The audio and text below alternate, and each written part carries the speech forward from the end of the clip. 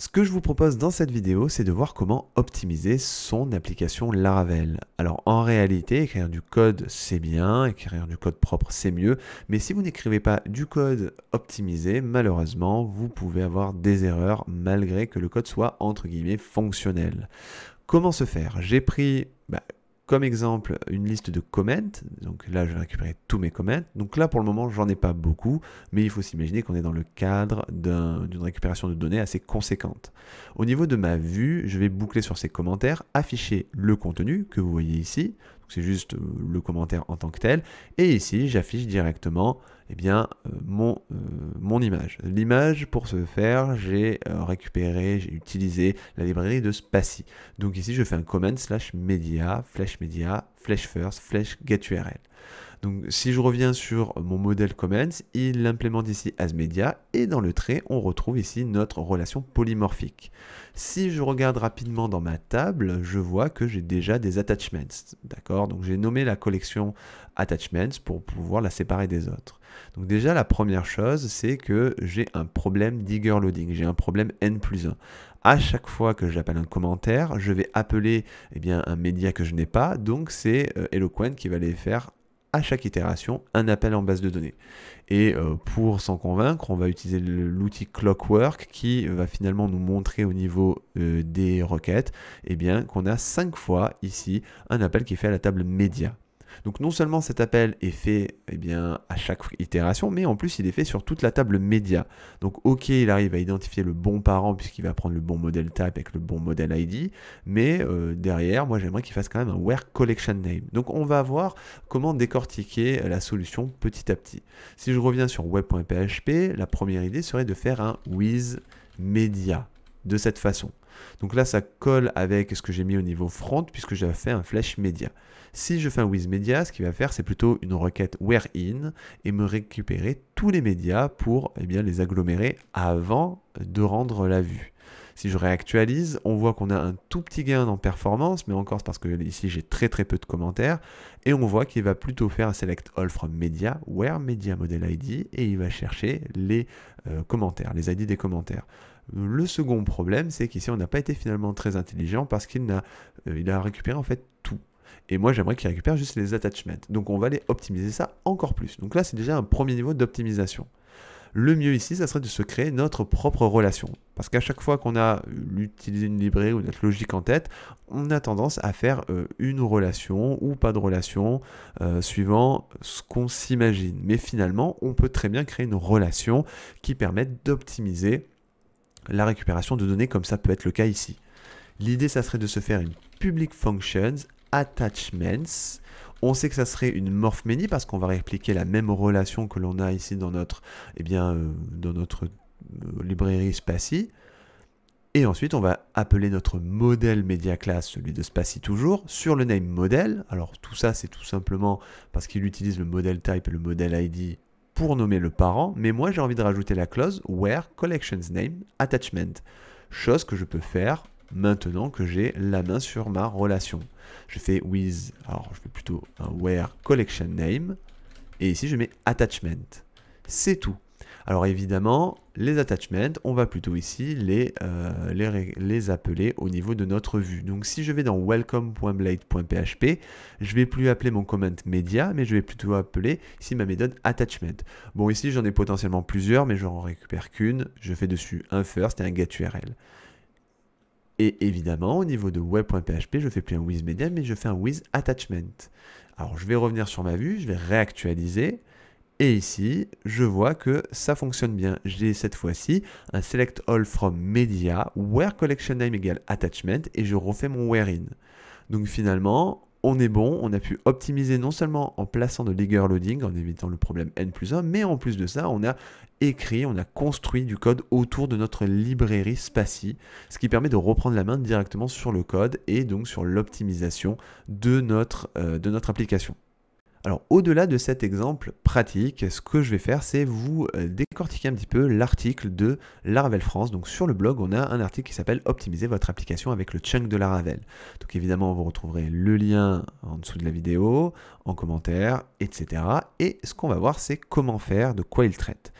En vérité, ici, on s'imagine récupérer beaucoup plus de données que ce que j'ai fait précédemment. On part sur 1 million d'utilisateurs, 1 million de modèles. Le problème, c'est que comme je vous l'ai dit, si vous récupérez énormément de données, à un moment donné, à un moment ou un autre, forcément, votre serveur va crasher. Il n'aura plus assez de mémoire pour stocker tout ça. Et il va tout simplement vous le faire comprendre avec la très fameuse erreur allowed memory size of X bytes exhausted. Donc ce que vous pouvez faire dans un premier temps, c'est utiliser la méthode chunk qui va permettre de récupérer par lot, donc par groupe. Ici, par exemple, 2000 users. Donc si vous voulez l'utiliser, c'est vraiment simple. Je vais reprendre cet exemple-là dans /data. Ici, je vais récupérer mes commentaires. On va imaginer que j'ai vraiment énormément de commentaires. Au lieu de tous les récupérer d'un coup, je vais les récupérer par bloc de 1000.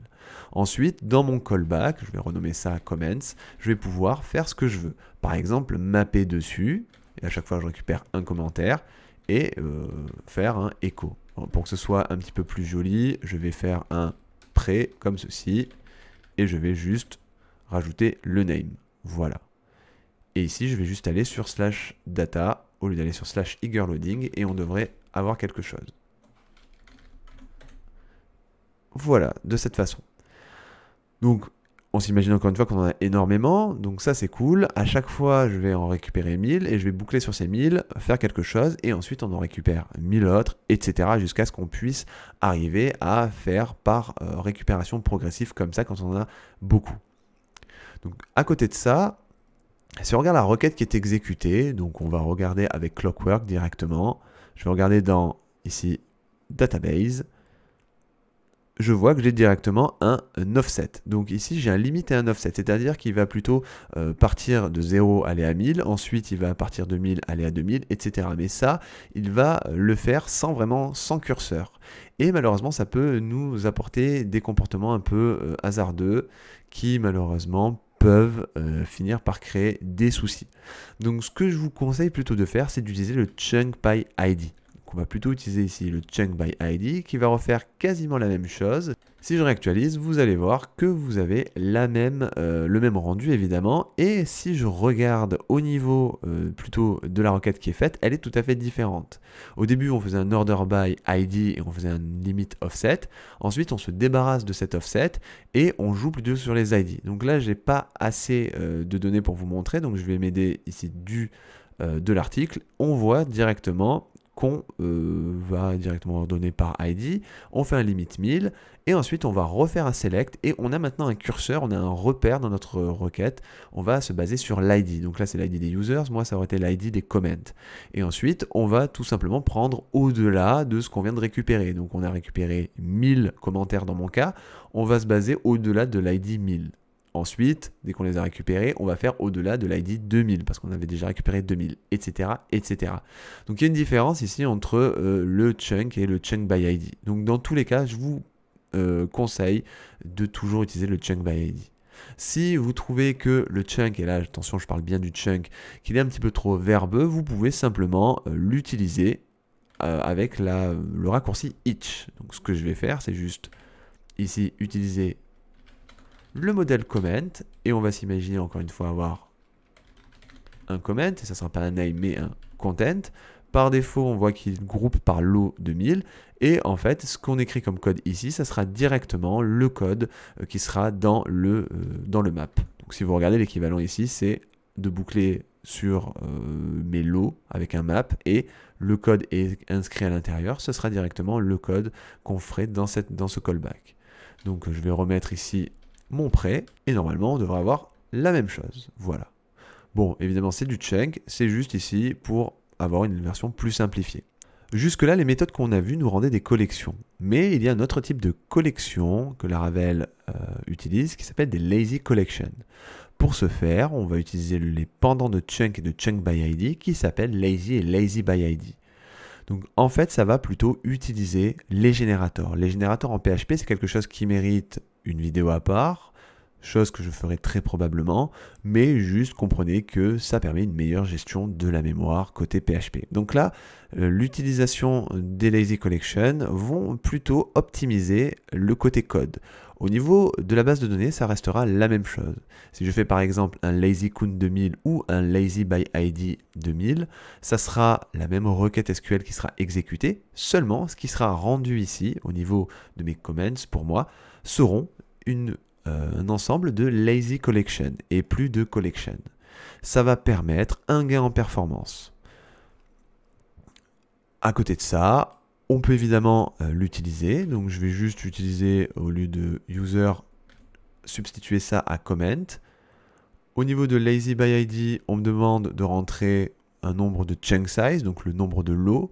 PHP Storm a l'habitude ici, quand je rentre déjà un paramètre qui est celui par défaut, de me le souligner en gris, mais c'est bien 1000 que je passe ici.